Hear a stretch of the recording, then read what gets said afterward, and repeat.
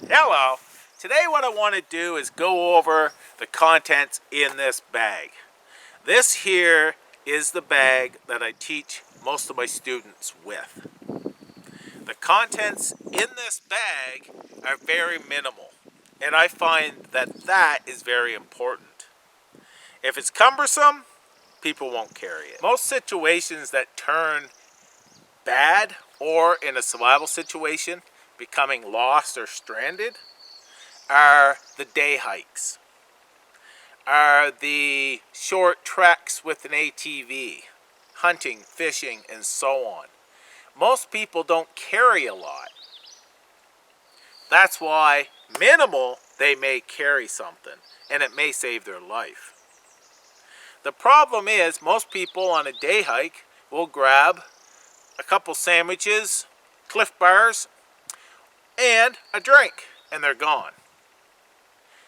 This time of year is very dangerous. I'm out here in a t-shirt, but it's dropping down to close to freezing, 0 at night. If I got stuck out here like this, I could possibly freeze to death. So having a little bit of gear that weighs basically nothing can save your life. So a survival kit can help no matter what your skill level is, although to get the maximum out of your kit, you should have the knowledge to use the gear. Some people can get lucky without the knowledge, but I recommend getting training. I'm going to leave a link down in the description where you can go to my website and possibly even book a course if you like. But it's very important to know how to use the gear that you put in your kit. So I like to teach simple and effective. These are shelters, fire making, and so on that I have personally used in many different situations and proven. Also, other people have done the same. These shelters and so on, use them. My students have used them. So it's all proven to work, and it's simple. So let's break this open. In the back is a 6x8 poly tarp. Right there. This is a 6x8. That allows me to set this up in a lean-to fashion and put a long fire out front to heat myself from head to toe. I've been in this shelter down to -20 and just slept in my clothes on a winter night. And as you see, I'm still here. I had a sleeping bag in my backpack, but I didn't need it and didn't use it. So it just goes to show how effective the shelter can be if done right. Now this can be shelter. I've been in many storms. I've had students in storms where they've used this same shelter with this tarp and been totally dry. So like I said, it's proven. Now this is a heavy duty poly tarp and it's multi-use. This is a 6x8. I'm 6 foot, so that allows me to have an extra foot of cover below my feet and above my head, which is very important to have that cover. Now, also, this can be used for water gathering. Now, to use this for water gathering, I have actually taken and just dunked it into a stream, filled it up with water, gathered it, like a bucket basically, and carried it up and put out a fire. But for water gathering, I'd dig a hole or find a depression and put this inside it and then have it all laid out and just put some logs or rocks on each corner. When it rains, all that water that hits that surface goes to the center. So tarps can be great for water gathering. I've also thrown a whole bunch of leaves on it as well and gathered them up and took them back to make a bed or finish my shelter. So many uses with a heavy duty tarp. I've also used this same material in a bigger, a 10 by 12 as a hammock. So it's just, I want something that's going to last and work. And these tarps I've used for years, and they have proven to me that they're a very good carry. Especially, this kit is designed for a few hours to a few days. Next in this bag is a single-walled 1-liter stainless steel water bottle.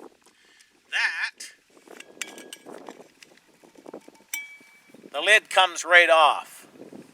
I can boil water in this. I can make soups in this. I can make oatmeal in this. I can boil, meat in this. It becomes a cooking pot as well as a water purification system. Plus, I can carry my water. So, it's just multi-function. You want single wall, not double. And it's just one of those things that is... How do I want to put it? This thing is just one of those items you do not want to leave home without. You're going to carry a water bottle. Why not a stainless steel one that you can do so much with? I carry this over a plastic one any day just because of the uses it can do. So I've got a tarp and I've got a water bottle. In the front here, I have a small knife. Now this one is for medium to light duty. Everybody knows this brand, I'm not going to say it. But this one here has been a proven knife as well. It's great for carving, great for cutting, your twine and so on. Light to medium duty, it's a great little knife. So I've got a knife in there. And then this little bag. So in this bag, what I have is my fire kit, which is 2 disposable lighters that are clear so I can see how much fuel is in them. And also some fire starter material. These wax and wax impregnated fibers. Sometimes they're coconut husk, sometimes they're sawdust, so on and so forth. I'm not sure what this one is. But these here you can buy in a barbecue lighter section. And they're just great because you don't have to look for any tinder. So it's fast fire and you have it with you. So that's my fire kit.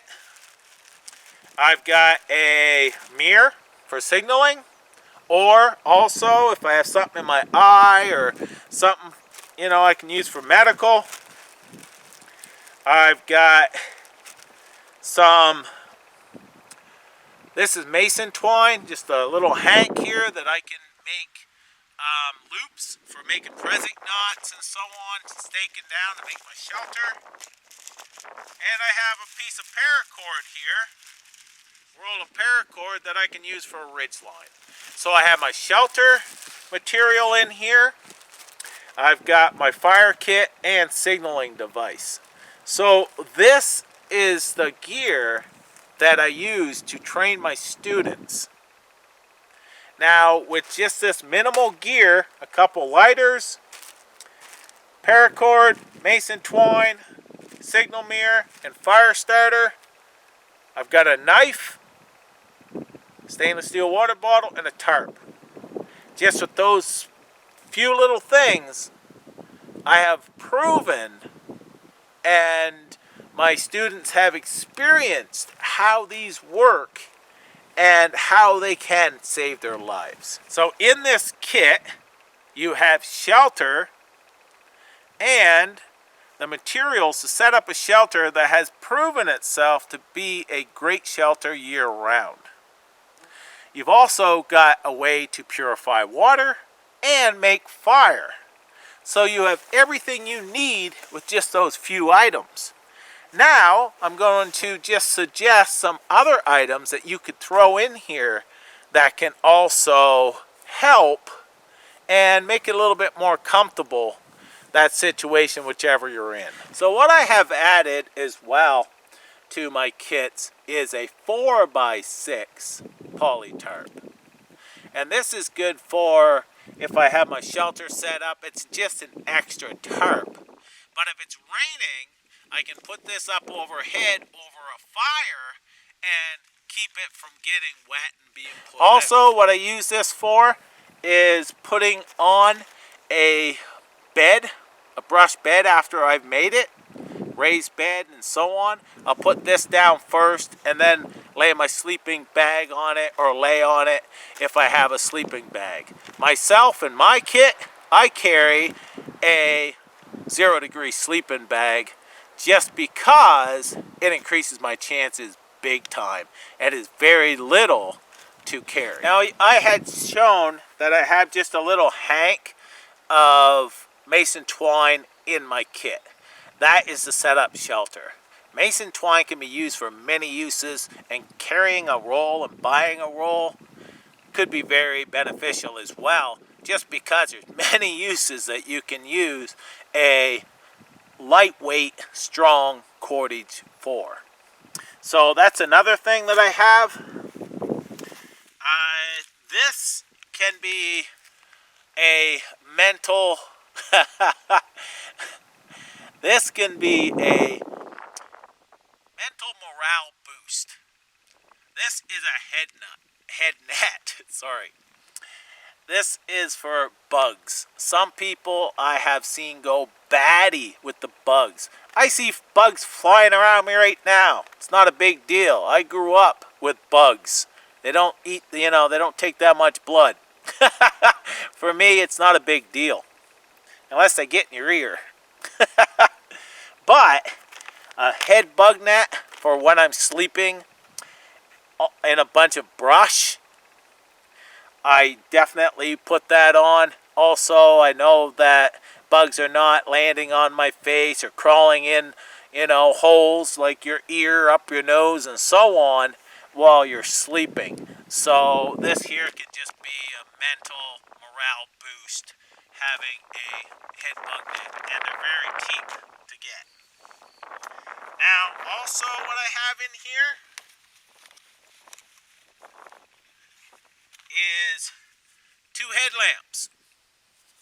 Now, headlamps are going to increase your chances big time, because if you can't find yourself stopping and setting up camp way before dark, you want a headlamp so you can still do things safely after dark. So a headlamp can help you gather firewood if you get low after dark. It can allow you to walk a little bit further after dark before you set up your camp. Because you can set up your camp in the dark. So headlamps just help keep you safe, and also it can help